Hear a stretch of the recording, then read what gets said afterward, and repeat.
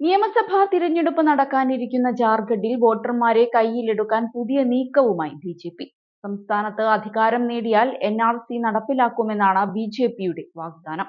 സംസ്ഥാനത്ത് അതിക്രമിച്ചു വരുന്ന ബംഗ്ലാദേശി നുഴഞ്ഞുകയറ്റത്തിന് ഇടയിലാണ് പുതിയ ഈ നീക്കം.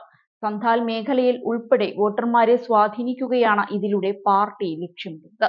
സംസ്ഥാനത്തെ ആദിവാസി വിഭാഗത്തിന്റെ പ്രധാന പരാതികളിലൊന്നാണ് അനധികൃത ബംഗ്ലാദേശി നുഴഞ്ഞുകയറ്റം എന്നത്. ഇത് മനസ്സിലാക്കിയാണ് ബി.ജെ.പി. കരുക്കൾ നീക്കുന്നത്. പ്രധാനമായും ആദിവാസി വിഭാഗത്തിന്റെ വോട്ട് ലക്ഷ്യമിട്ടാണ് അവർ ജെ.എം.എമ്മിൽ നിന്ന് ചമ്പായ് സോറനെ അടർത്തിയെടുത്ത് തങ്ങൾക്കൊപ്പം എത്തിച്ചത്. സംസ്ഥാനത്തിന്റെ ചുമതല വഹിക്കുന്ന മുതിർന്ന ബി.ജെ.പി. നേതാവും കേന്ദ്രമന്ത്രിയുമായ ശിവരാജ് സിംഗ് ചൗഹാനാണ് ഇത് സംബന്ധിച്ച നിർണായക പ്രഖ്യാപനം നടത്തിയത്. സംസ്ഥാനത്ത് വർദ്ധിച്ചുവരുന്ന അനധികൃത കുടിയേറ്റം തടയാൻ ആവശ്യമായ നടപടികൾ സ്വീകരിക്കുമെന്ന് അദ്ദേഹം ഉറപ്പു നൽകിയിട്ടുണ്ട്.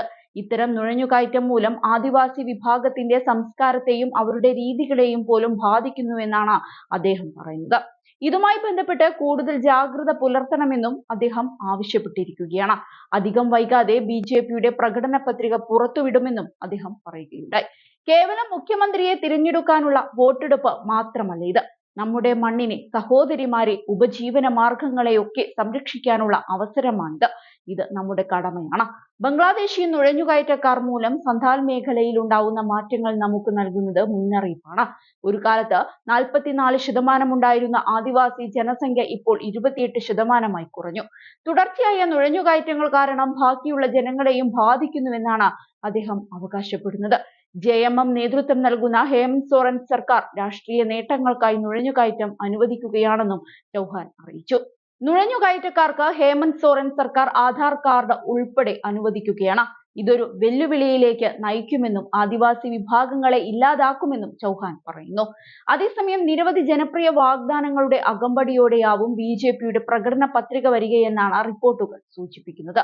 നേരത്തെ തന്നെ വനിതകളെയും യുവാക്കളെയും കയ്യിലെടുക്കാനായി ധനസഹായം, ജോലിയൊഴിവുകൾ, തൊഴിലില്ലായ്മ വേതനം എന്നിവ നൽകുമെന്ന് ബി.ജെ.പി. പ്രഖ്യാപിച്ചിരുന്നു. ഇതിനു പിന്നാലെയാണ് എൻ.ആർ.സി കൂടി സംസ്ഥാനത്ത് കൊണ്ടുവരാൻ അവർ ഒരുങ്ങുന്നത്. ഏതായാലും ഇത്തവണ സവിശേഷമായ സാഹചര്യമാണ് ജാർഖണ്ഡിൽ നിലനിൽക്കുന്നത്. ഏതാണ്ട് ലോക്സഭാ തിരഞ്ഞെടുപ്പിൽ കണ്ട അതേ പാറ്റേണിൽ തന്നെ തിരഞ്ഞെടുപ്പ് നടക്കുമെന്ന് ചുരുക്കം. കോൺഗ്രസ് നേതൃത്വം നൽകുന്ന ഇന്ത്യ സഖ്യവും ബി.ജെ.പി. നേതൃത്വം നൽകുന്ന എൻ.ഡി.എയും കേന്ദ്രത്തിൽ നേർക്കുനേർ ഏറ്റുമുട്ടുമ്പോൾ ജാർഖണ്ഡിൽ ചെറിയ ചില മാറ്റങ്ങളുണ്ടെന്ന് മാത്രം. ഇവിടെ ഇന്ത്യ സഖ്യത്തിന്റെ മുൻനിരയിൽ നിൽക്കുന്നത് ഹേമന്ത് സോറന്റെ ജെ.എം.എം ആണ്.